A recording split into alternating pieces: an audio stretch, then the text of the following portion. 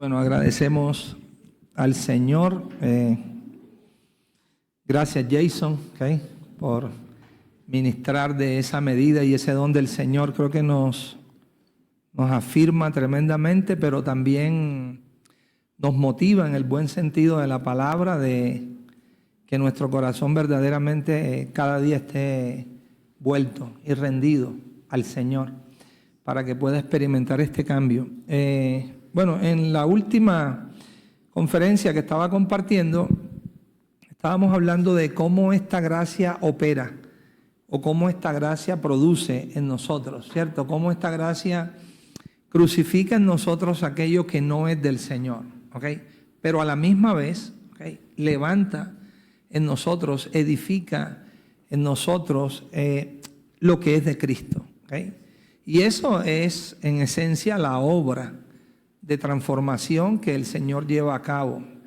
Creo que esta obra de transformación en la perspectiva divina es lo que el Señor le llama su salvación, ¿okay?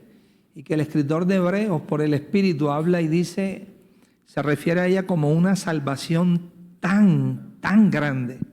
O sea, no es algo diminuto o pequeño que podamos pasarlo por alto, no, es una salvación tan grande porque implica esa obra del Señor en nosotros.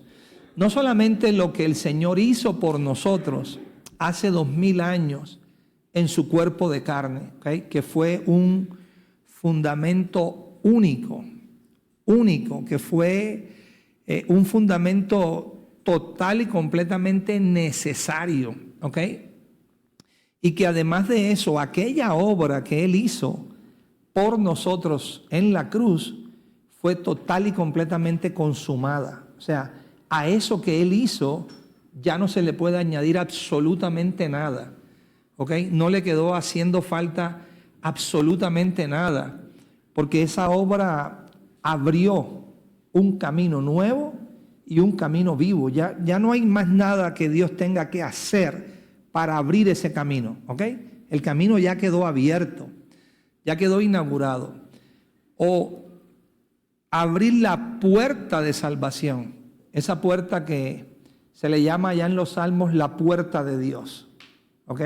Y que por ella entran los justos, ¿ok? Bueno, esa obra fue completa, perfecta, la que Dios hizo. Pero también y juntamente con esa obra que Él hizo, dio paso a la obra que Él hace en nosotros hoy. ¿Ok? Lo que Él hace en nosotros hoy. Hace parte de la salvación tanto aquel sacrificio que hizo hace 2000 años en la cruz, como la obra que Él hace hoy en nuestros corazones. ¿Ok? Y el mismo que llevó a cabo aquella obra en su cuerpo de carne sobre el madero, es el mismo que hace la obra hoy en su cuerpo, llamado la iglesia del Señor, ¿ok? Y que empieza a ministrarla en los corazones de todos los hombres, con la expectativa que todos los hombres se puedan volver. Entonces, esta última parte quiero hablarles un poquito acerca de esa obra de limpieza y de purificación que se va llevando a cabo.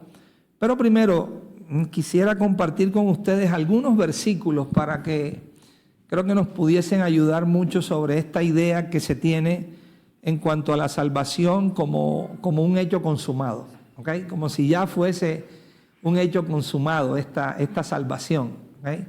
Y yo creo que aquí se nos da una perspectiva bien amplia a lo largo de las Escrituras, no un solo texto, varios, donde nos ponen realmente a considerar que esta obra de salvación hoy está siendo presente en aquellos corazones, como ya lo hemos visto, que verdaderamente están vueltos y siendo guiados y direccionados por el Señor. ¿Okay?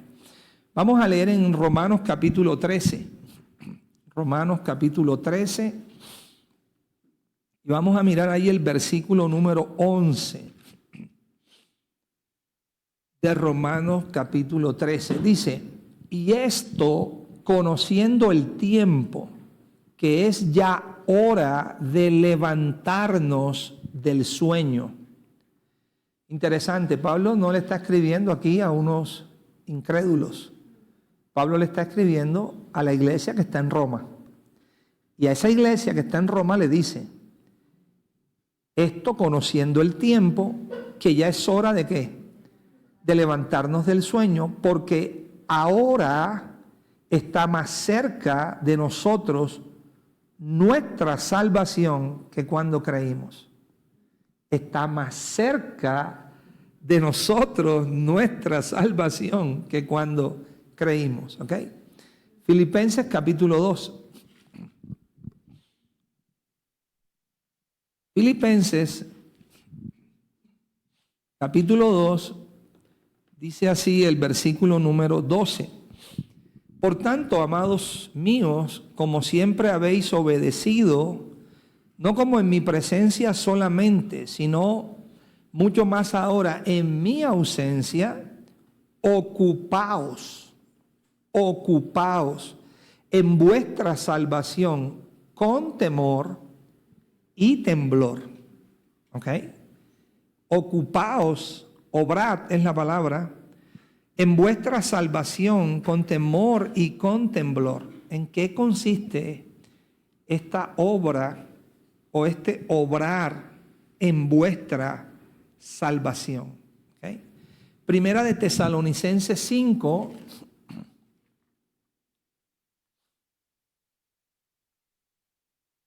versículo número 9. Primera de Tesalonicenses 5, versículo número 9. Porque no nos ha puesto Dios para ira, ¿okay? Sino para alcanzar salvación por medio de nuestro Señor Jesucristo. ¿Okay? O sea, la salvación es algo que se alcanza por un mediador. ¿Quién es el mediador? Nuestro Señor, ¿qué? Jesucristo. ¿Ok?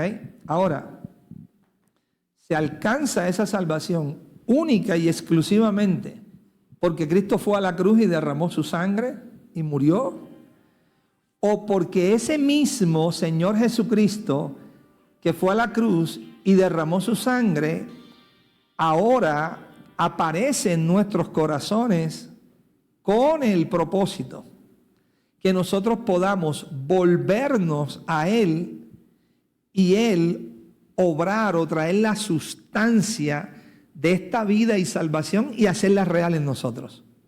Porque se alcanza salvación por medio de Él. Segunda de Timoteo capítulo 2.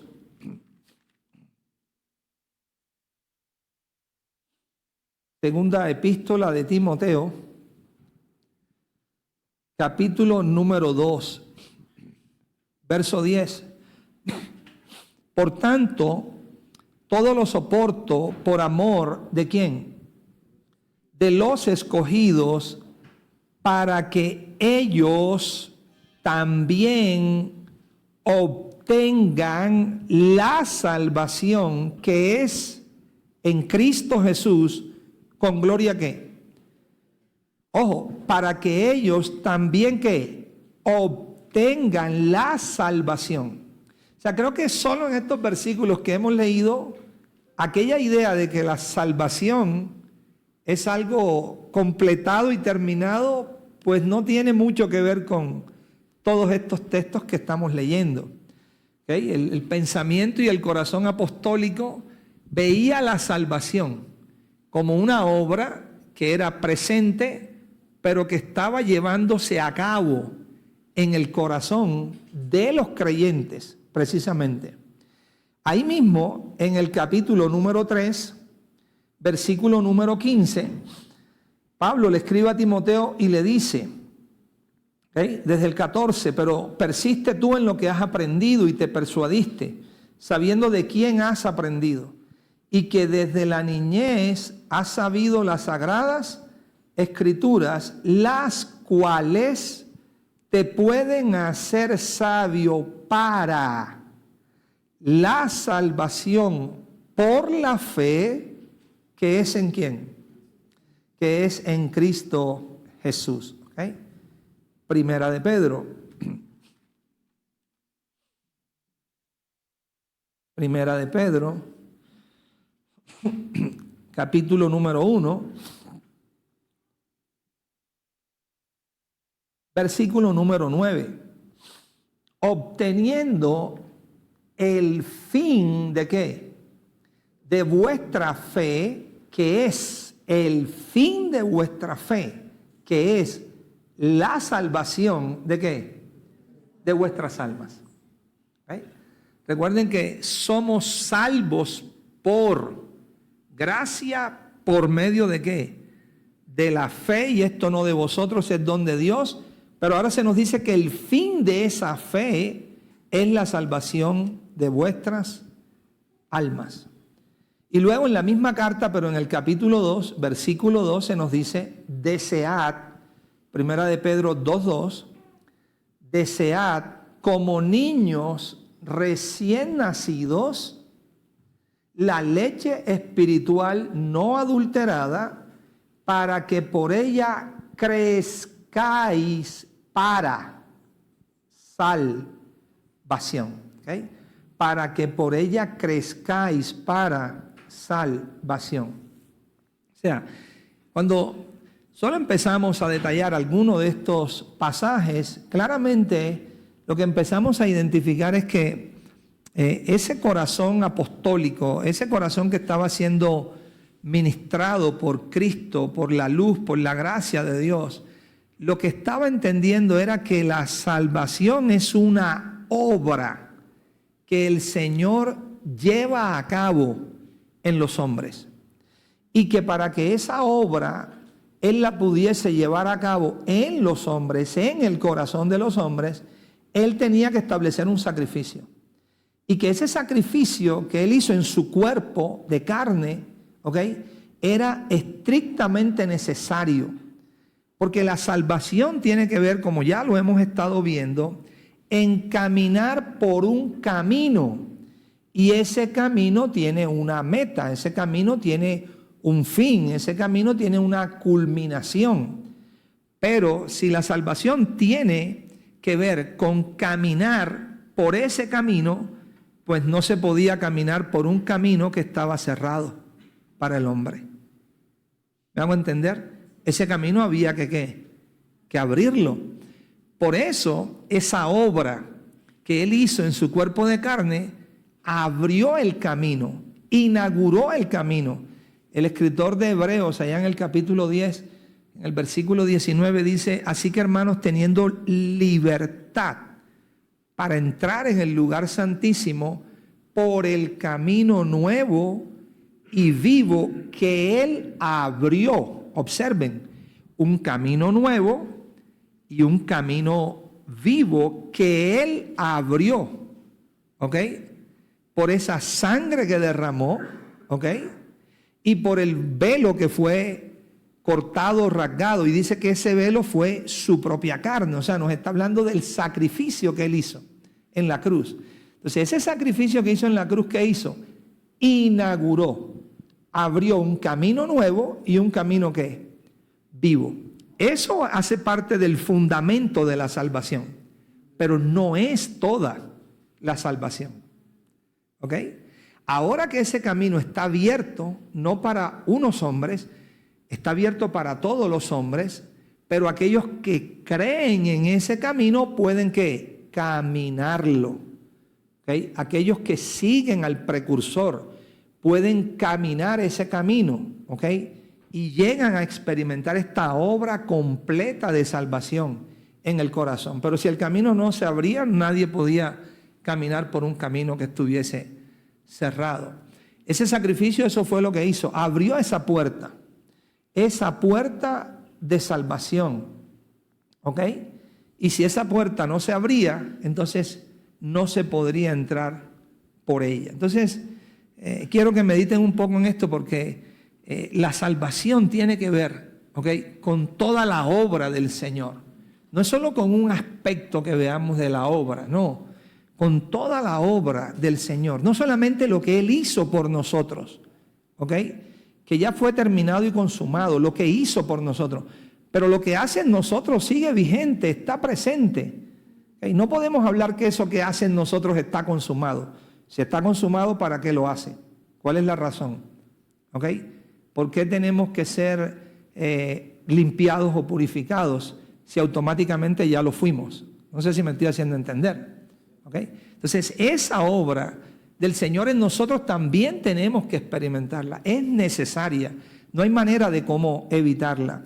En Hechos capítulo 3, el apóstol Pedro escribe también algo sumamente interesante que tiene que ver con esa obra del Señor en nosotros. ¿Okay? Cuando hablo de nosotros, estoy hablando de un verdadero creyente. ¿Okay? De un verdadero creyente. Hechos 3:26 dice: a vosotros. ¿Okay? Bueno, vamos a leer aquí desde el 22. Porque Moisés dijo a los padres: el Señor vuestro Dios os levantará profeta de entre vuestros hermanos, como a mí. A él oiréis en todas las cosas que os hable, y toda alma que no oiga a aquel profeta será desarraigada del pueblo. ¿Ok? Entonces, ese profeta del cual se estaba allí profetizando es Cristo el Señor. Es la luz que alumbra en los corazones. Es la luz de Dios que resplandece en nosotros. Y una vez más vemos la exhortación. Nuestra alma tiene que oírle a Él. ¿Okay? Y ya hemos visto que es un oír continuo. ¿Okay? Y luego dice: vosotros sois hijos o los hijos de los profetas y del pacto que Dios hizo con Abraham, con nuestros padres, diciendo a Abraham: en tu simiente serán benditas todas las familias de la tierra. O sea, en la simiente que vendría en Abraham. Y esa simiente de la cual está hablando es Cristo. ¿Okay? Por tanto, en Cristo todas las familias de la tierra son benditas. En Él, fuera de Él no, pero en Él sí. Ahora, mira lo que Pedro aquí les dice: a vosotros, ¿ok? A ellos, a los hijos de los profetas y del pacto que Dios hizo con sus padres, a ustedes primeramente. Note que no dice únicamente, sino a ustedes primeramente. ¿Okay? Dios habiendo levantado o resucitado, Dios habiendo resucitado a su Hijo, a ustedes primeramente lo envió. ¿Para qué? Para que os bendijese. ¿Ok? Después de haber ¿qué? Levantado o resucitado a su Hijo, lo envió para que os bendijese, a fin de que cada uno se convierta ¿de qué? De su maldad. O sea, el Cristo resucitado. Ahora, como el Espíritu que da vida primeramente fue enviado a ellos, pero también, como lo hemos estado viendo todos en estas conferencias, el Señor lo ha enviado a todos los hombres, porque esta luz, ¿ok?, alumbra a todo hombre que viene a este mundo. ¿Y cuál es la intención de Dios? De que Cristo, de que su Hijo aparezca en nuestros corazones. Pues la misma que tuvo para ellos, a fin de que cada uno de nosotros podamos ser benditos en Él y nos convirtamos ¿de qué? De nuestra maldad. O sea, el punto es, si cuando Cristo murió en la cruz, la maldad del corazón de los hombres desapareció automáticamente, entonces ¿para qué hay la necesidad que su Hijo venga a nosotros, resplandezca en nosotros, brille en nosotros, y dice que lo hace para que cada uno se convierta de su maldad? Porque esto tiene que ver con la obra de salvación en nosotros. Esto tiene que ver con la obra de transformación en nosotros. Así es como el Señor lleva a cabo, ¿okay?, este proceso. Hebreos capítulo 3. Hebreos capítulo 1, perdón.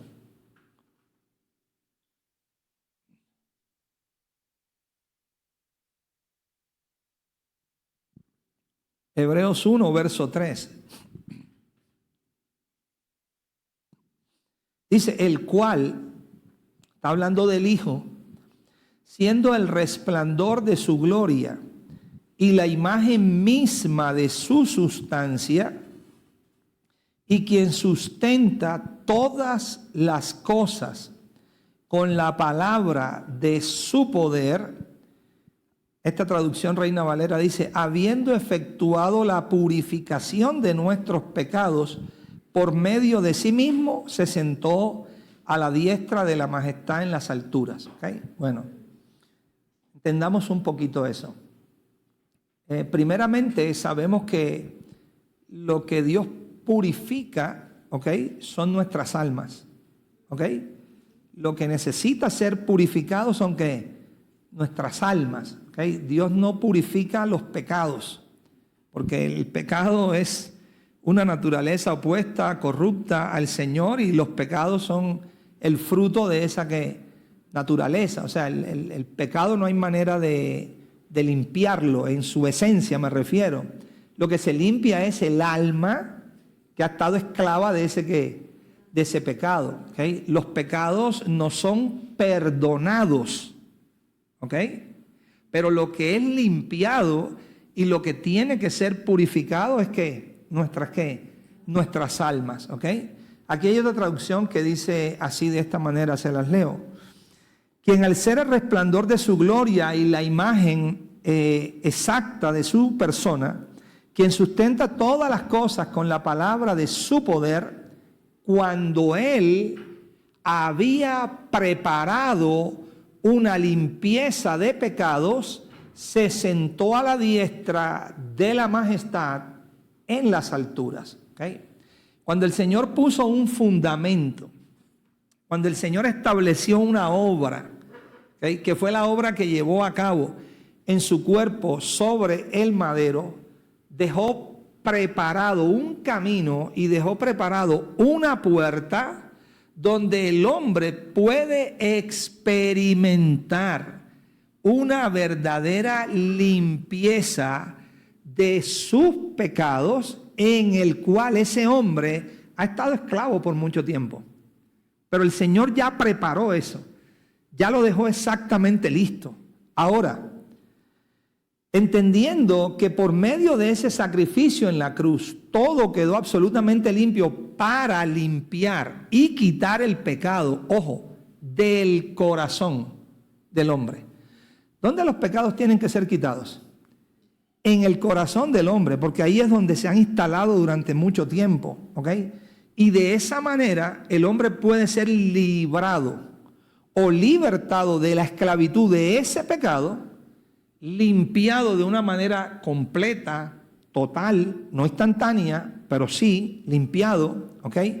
Y santificado, llevándolo a una perfección que es en Cristo Jesús, ¿ok? Pero la base de eso fue su sacrificio, ¿ok? La base de eso fue su sacrificio. Y eso es lo que la verdadera gracia hace. Eso es lo que la verdadera gracia produce, ¿okay? La verdadera gracia redime al hombre de toda iniquidad. La verdadera gracia purifica para sí un pueblo propio, celoso de buenas obras, ¿ok?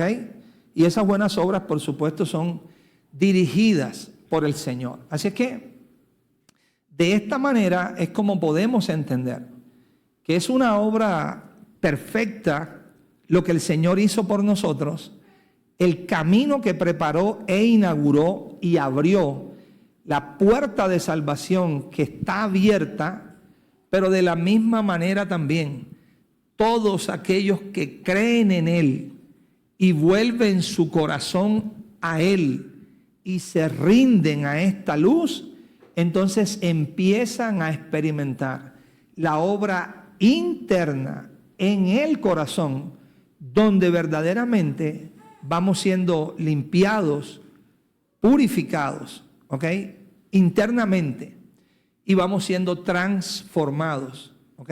A la imagen del Señor. En la segunda carta a los Tesalonicenses, vamos a considerar ahí,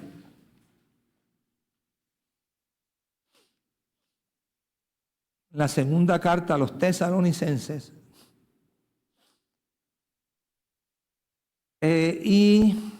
Allí, versículo 13, capítulo 2, versículo 13 de esa segunda carta. Dice, pero nosotros debemos dar siempre gracias a Dios. Interesante cómo él empieza ese texto, dice, pero nosotros. O sea, anteriormente viene hablando de otro tipo de gente. Y ahora dice, pero nosotros.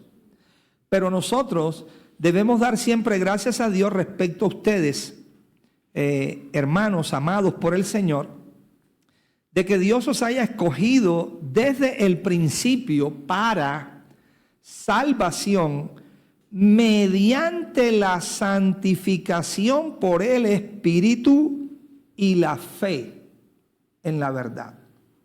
¿Ok? Y la fe en la verdad.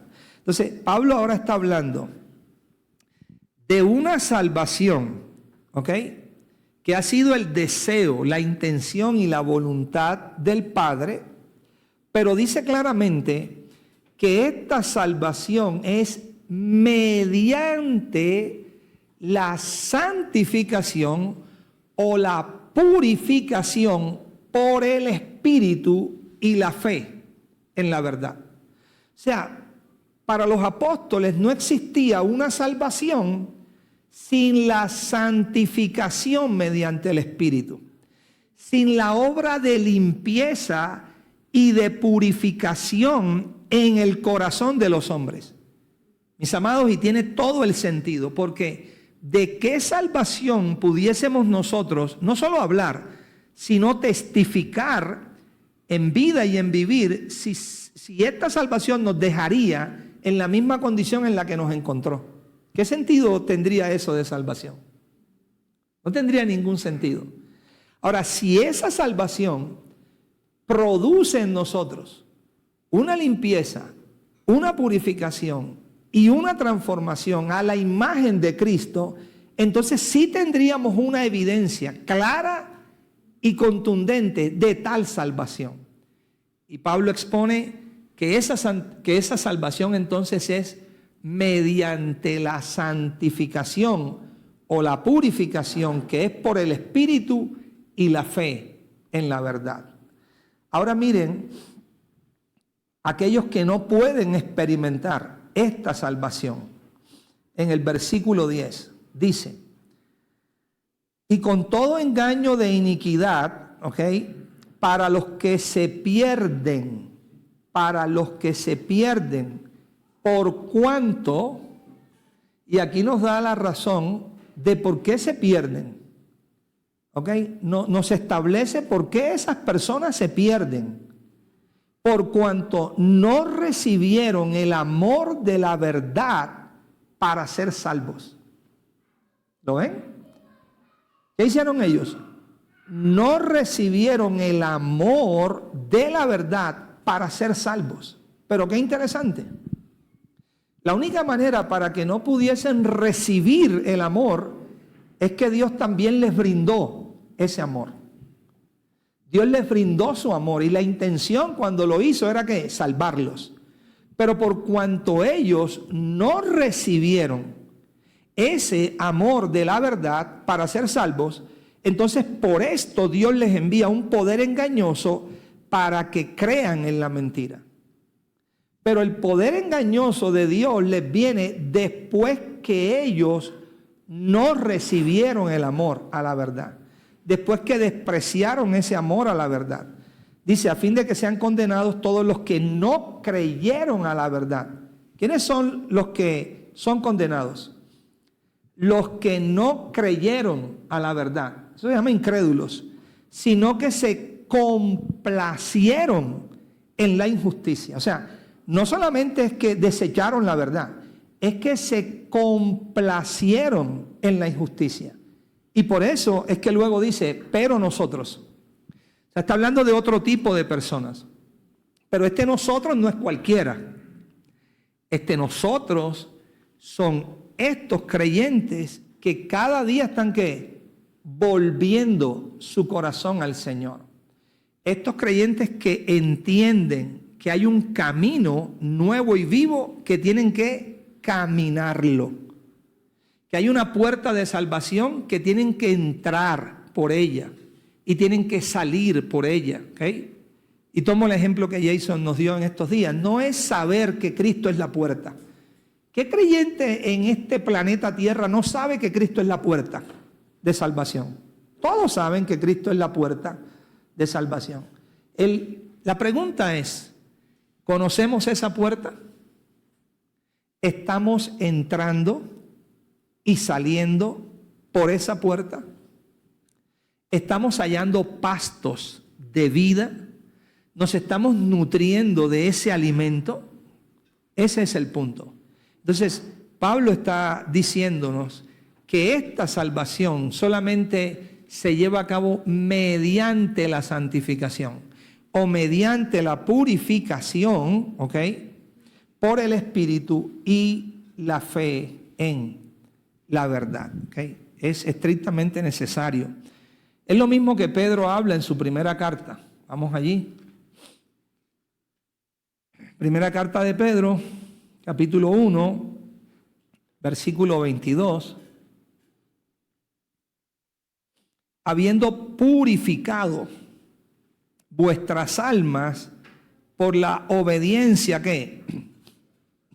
A la verdad. Ahora, ¿por qué dice ahí que nuestras almas han sido purificadas? Por la obediencia ¿qué? A la verdad.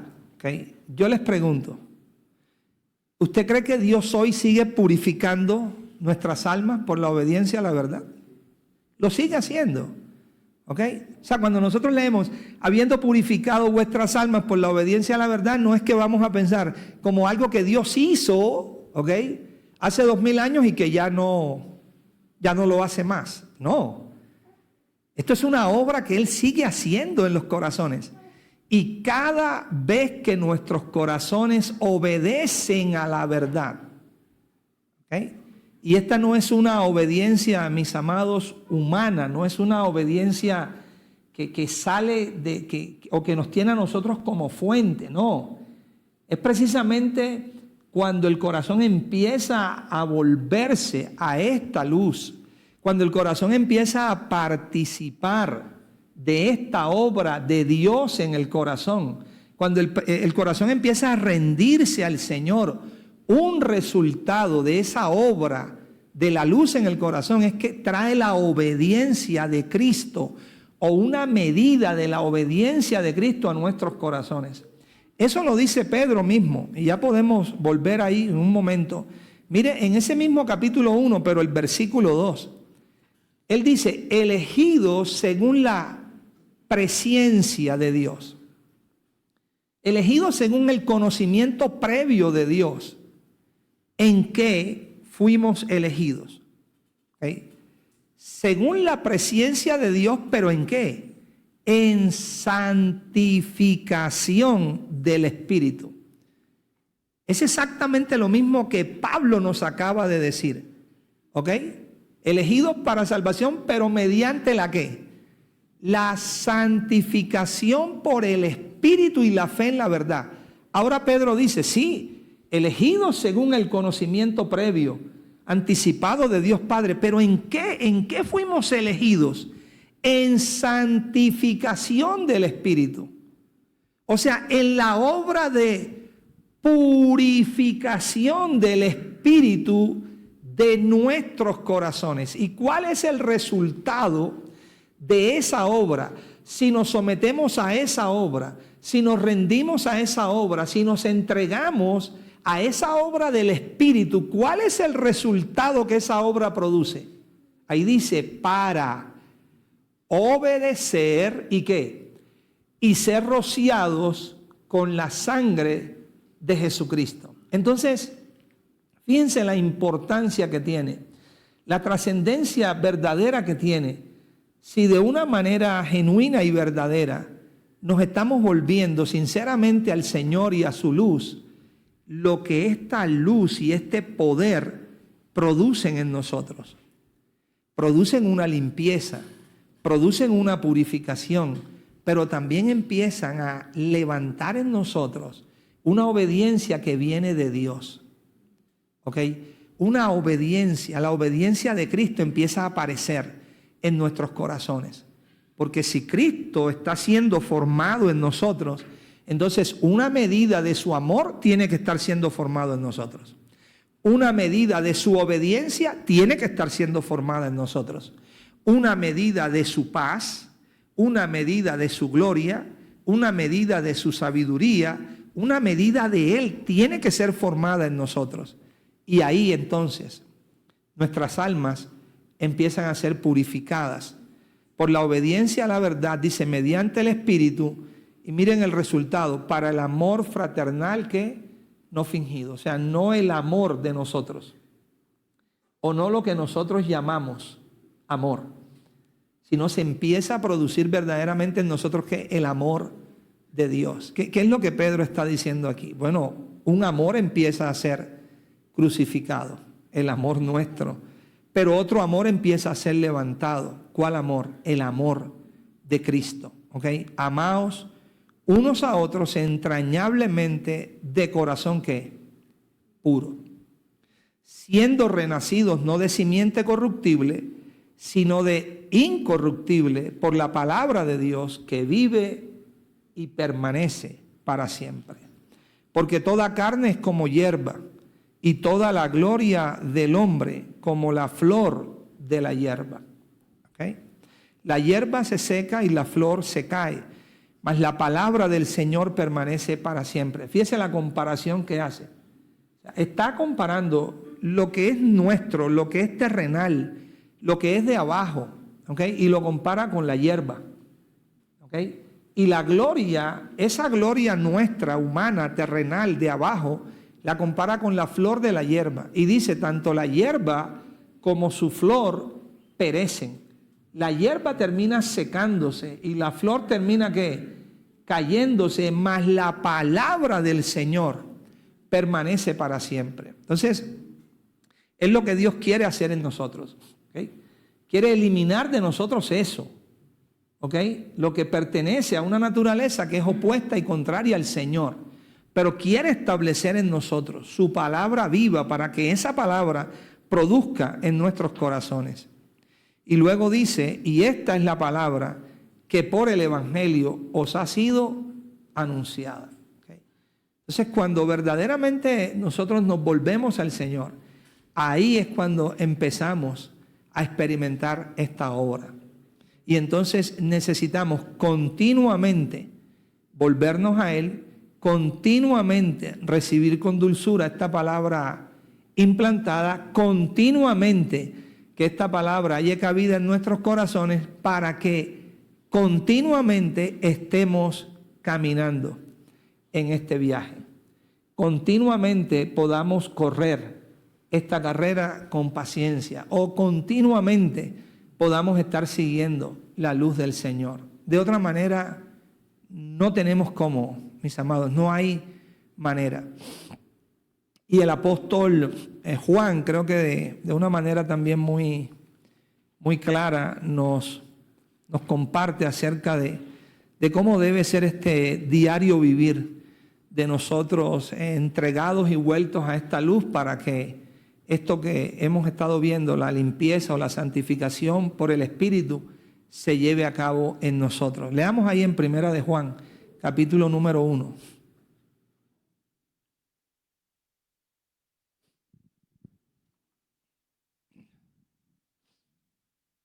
Juan dice lo que era desde el principio,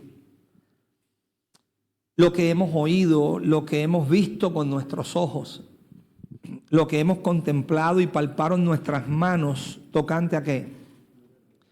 Al verbo de vida. ¿Okay? Yo creo que Juan está definitivamente trascendiendo aquí a simplemente como ellos tuvieron una relación con Jesús de Nazaret. No, ellos están reconociendo que en Jesús de Nazaret estaba el verbo de vida. ¿Ok? Están reconociendo que ese que estaba con ellos era Emmanuel. Dios mismo estaba con ellos. Y dice que tuvieron una vivencia con ese verbo de vida. Y el verso 2 dice, porque la vida fue manifestada. ¿Ok? la vida en una medida se nos ha revelado, se nos ha presentado en su verdadera sustancia y la hemos visto, dice, y testificamos y os anunciamos la vida eterna. ¿Qué anunciaban ellos? La vida eterna. Pero, o sea, no era un mensaje de discurso que ellos anunciaban cuando anunciaban la vida eterna. Anunciaban la vida en su misma esencia, anunciaban la vida en su misma sustancia, porque esa era la vida que los estaba cambiando, era la vida que los estaba transformando. Recuerden que Pablo dijo, para mí el vivir es Cristo, pero también dijo, Cristo nuestra vida, ¿ok? Cada vez que Cristo nuestra vida se manifieste. Y para él hablar de esa manifestación de la vida, si usted lee el versículo anterior en Colosenses 3:3 dice, pero estando muertos vosotros, habéis muerto, ¿ok? O sea, es en la experiencia, ¿okay? de experimentar su muerte o de llevar su muerte en nuestro cuerpo mortal, como la vida suya se puede manifestar también en nuestro cuerpo mortal. ¿Okay? Entonces, cuando Juan está diciendo, nosotros, esta vida se nos ha manifestado, la hemos visto, testificamos y anunciamos, quiero que entendamos que no solo él estaba anunciando un discurso, o no solo estaba anunciando un mensaje con palabras, estaba anunciando una vida y un poder que en ellos estaba obrando, ¿ok? Y que los estaba transformando. Entonces, en su vivir, en el testimonio que tenían, anunciaban también la vida eterna. Y luego dice, la cual estaba con el Padre y se nos manifestó. Lo que hemos visto y oído, eso os anunciamos. ¿Qué era lo que habían visto y oído? La vida misma. La vida misma. Para que también vosotros tengáis comunión con nosotros, y nuestra comunión verdaderamente es con el Padre y con su Hijo Jesucristo. Así es como participamos de la comunión en el cuerpo. Participamos de la comunión en el cuerpo, mis hermanos, cuando compartimos la medida del Señor que está siendo real en nosotros. ¿Okay? Por pequeña que sea, pero si compartimos esa medida del Señor, eso que del Señor estamos viendo verdaderamente, estamos oyendo, estamos siguiendo, entonces ahí está la base de la comunión que podemos tener.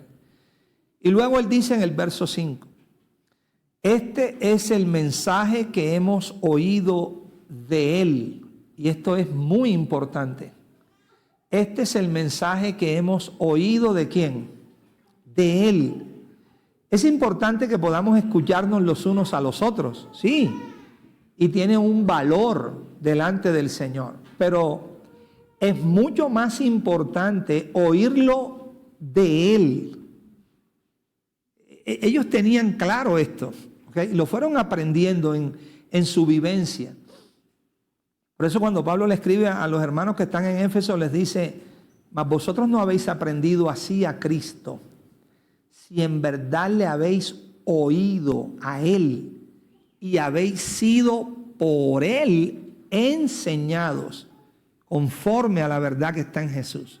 Entonces, esto mismo es lo que Juan está diciendo. Este es el mensaje que hemos oído de Él y os anunciamos. ¿Ok? Dios es luz y no hay ¿qué? Y no hay ningunas tinieblas en Él. Dios es luz y no hay ningunas tinieblas en Él. Ahora, si decimos, Él se está incluyendo, ¿okay? Él no se está quedando afuera. Él no está diciendo si dicen, no. Si decimos, o sea que era algo posible que pudiese pasar. Si decimos que tenemos comunión con Él y andamos en tinieblas, mentimos y no practicamos ¿qué? La verdad. ¿Qué se estaba dando hace ya 2000 años? No ahora, hace 2000 años. ¿Qué fenómeno estaban viendo los apóstoles que se estaba dando? que los creyentes estaban diciendo algunas verdades o supuestas realidades que tenían en el Señor. Yo tengo comunión con Dios y yo tengo comunión con Dios. Pero esos que podían decir que tenían comunión con Dios estaban andando en tinieblas. Entonces el apóstol ve aquello y dice, no, señores, si nosotros decimos que tenemos comunión con Dios, pero estamos andando en tinieblas, mentimos y no practicamos la verdad. Porque la verdad no es algo que uno tiene o que uno vive simplemente porque uno hable una palabra que es verdadera. No. La verdad tiene que ser la verdad en nuestro propio corazón. Me gusta mucho cuando David dice en el Salmo 51 acerca del Señor, porque tú amas la verdad en lo íntimo y en lo secreto enseñas sabiduría. Ahí es donde tenemos que amar la verdad, mis amados, en lo íntimo, en lo profundo de nuestro corazón. ¿Y cómo amamos la verdad? Si no es oyendo la verdad y siguiendo la verdad y sometiéndonos a la verdad, entendiendo que nada podemos hacer contra la verdad, sino por la verdad. Por ella obrando en nuestros corazones es que podemos agradar a Dios. Pero sin esa verdad es imposible. Todo lo que hacemos es contrario a Dios. Ya lo hemos escuchado mucho ya este fin de semana. Una y otra vez el Señor ha sido contundente en eso. No hay nada bueno en nosotros aparte de Cristo. Entonces, nada podemos hacer separados de ¿qué? De Él, sino por Él. Entonces, el apóstol quería corregir eso que estaba viendo y estaba diciendo, no, así no funciona esto. Esto no funciona porque yo diga verdades. Esto funciona porque esas verdades están siendo formadas en nuestro corazón. Y allí las estamos recibiendo, aunque esas verdades nos confronten, aunque esas verdades no nos gusten en algún momento, aunque esas verdades nos desnuden, pero necesitamos abrazar esas verdades. Eso era algo, mis amados, que se presentaba hace 2000 años, pero que con toda certeza se han venido presentando durante todos los siglos hasta el día de hoy. Algunos también decían, yo me he enriquecido, soy rico y de ninguna cosa tengo necesidad. Y el Señor reprendió a aquellas personas diciéndole, ustedes no son ricos, son pobres, son ciegos, son miserables, son desnudos y son desventurados también. Pero vemos el amor y la ternura de Cristo, llamándolos y diciéndoles, yo te ruego que de mí compres oro refinado en fuego para que seas rico. Y vestiduras blancas, de mí las compres para vestirte y para que se cubra la vergüenza de tu desnudez. Alguien cuando escucha esto dice, no, es imposible que Dios dijera esto a la iglesia. Pues sí, a la iglesia se lo estaba diciendo. A los creyentes se lo estaba diciendo. Y eso hoy a algunos les parece que eso es un escándalo, se escandalizan. No puede ser. Bueno, eso lo dijo el Señor. Eso lo dijo el Señor. Porque el Señor también está para corregirnos. También está para disciplinarnos. ¿Ok? También está para quitar de nosotros todo aquello que Él no ha producido en nosotros. ¿Ok? Así es que, así de esa manera, el apóstol declaró y dijo eso. Y luego siguió diciendo cosas muy importantes. Pero si andamos en luz, qué impresionante esto. Si andamos en luz, o sea, si seguimos la luz, si nos sometemos a la luz, como Él está en luz. Como Él está en luz. Esa es la condición de Él. Él es la luz. Él está en la luz. Entonces Él dice, si andamos en luz, como Él está en luz, tenemos comunión unos con otros, y la sangre de Jesucristo, su Hijo, nos limpia de todo pecado. No dice nos limpió, nos limpia. O sea, era una acción presente. ¿Y a quién la sangre estaba limpiando de todo pecado? A los creyentes. Lo estamos viendo, amados. Y ya el Señor había ¿qué? Muerto, había sido sepultado, había resucitado, había ascendido, ¿ok? Y aún así, los creyentes estaban siendo ¿qué? Limpiados. Porque esa es la salvación que ellos aprendieron del Señor. Una salvación que es mediante la purificación que el Espíritu hace para obedecer y ser rociados con la sangre de Jesucristo. Luego sigue diciendo, verso 8, si decimos que no tenemos pecado,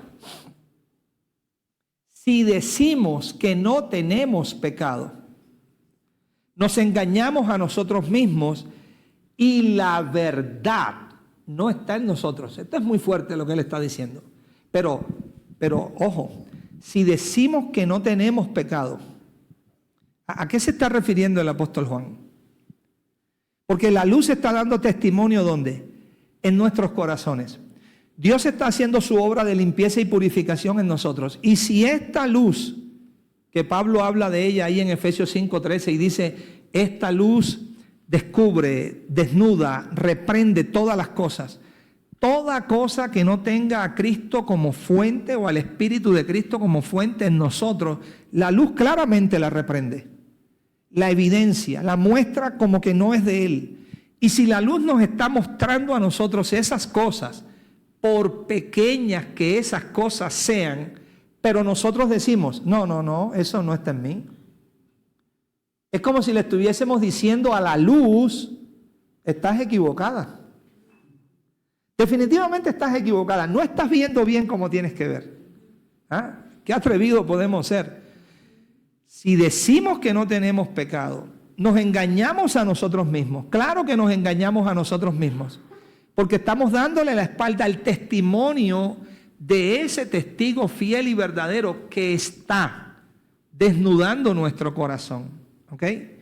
Y dice entonces que la verdad no está en nosotros. ¿Por qué la verdad no está en nosotros si decimos contrario al testimonio de la luz? Porque estamos rechazando la verdad. Y si rechazamos la verdad, entonces la verdad no haya cabida en nuestros corazones. Pero el 9 dice, si confesamos nuestros pecados.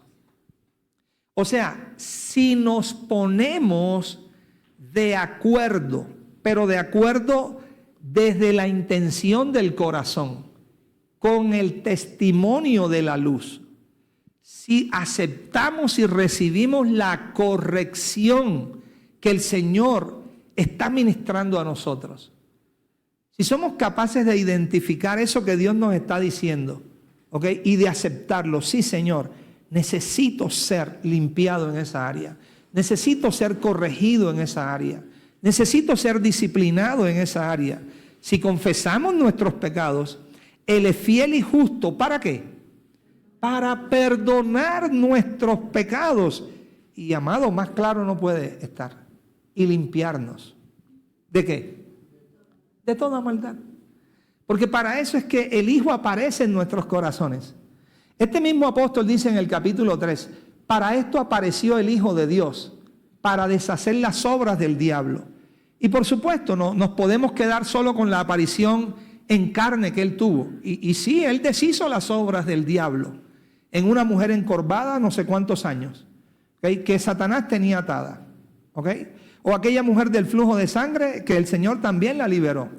O dándole la vista a Bartimeo el ciego. Pero, ¿qué tiene eso que ver, mis amados, contigo y conmigo?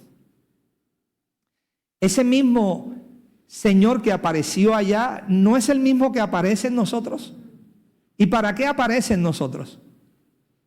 Para deshacer en nosotros las obras del diablo, las obras que Él no ha producido en nuestro corazón.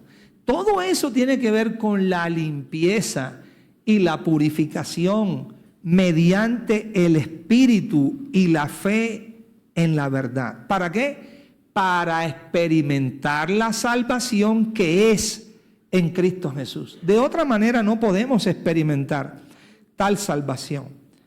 Y luego el 10 dice, si decimos que no hemos pecado, le hacemos a Él mentiroso. ¿Ok? Y su palabra que no está en nosotros. ¿Ok? Versículo 7 del capítulo 2. Hermanos, no os escribo un mandamiento nuevo, sino el mandamiento antiguo que habéis tenido desde el principio. Este mandamiento antiguo, ¿cuál es? Es la palabra viva, la palabra eficaz, ¿ok? Que habéis oído desde el principio. Sin embargo, os escribo un mandamiento nuevo. No nuevo en novedad, como que nunca existía y de repente apareció. No, nuevo en naturaleza. Nuevo para el hombre.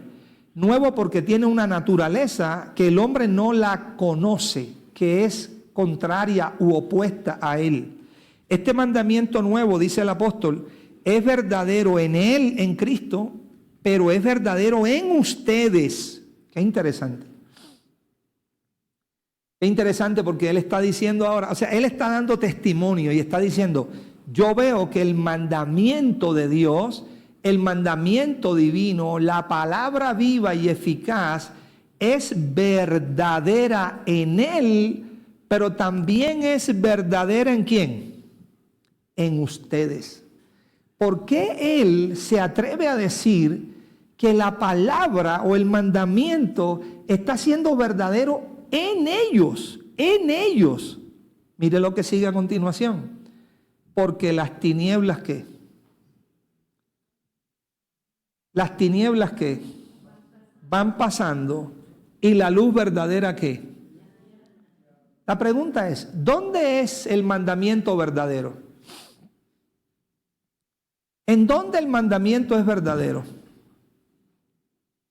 En el caso nuestro, ¿en dónde se hace verdadero?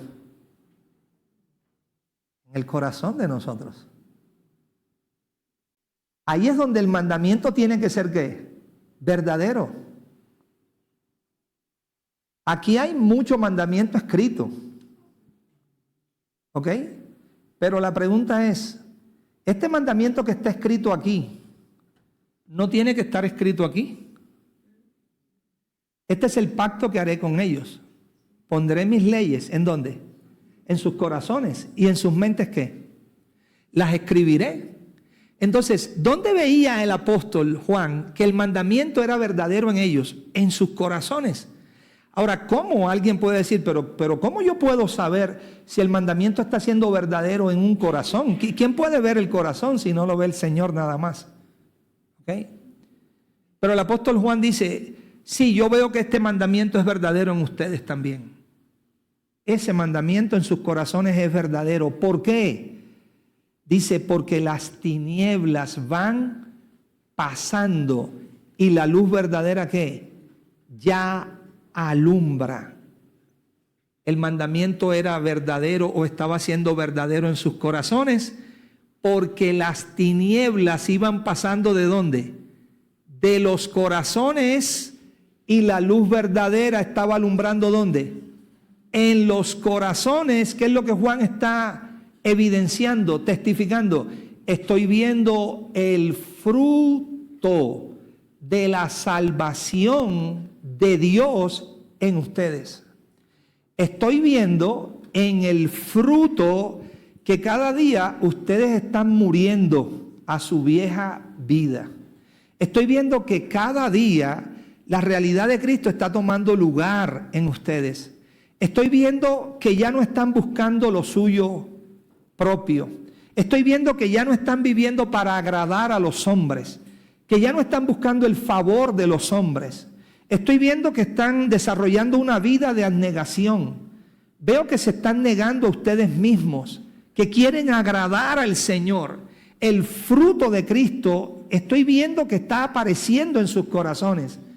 Y entonces esa es la evidencia de que las tinieblas van ¿qué? Pasando de ustedes y que la luz verdadera ¿qué? Ya está alumbrando.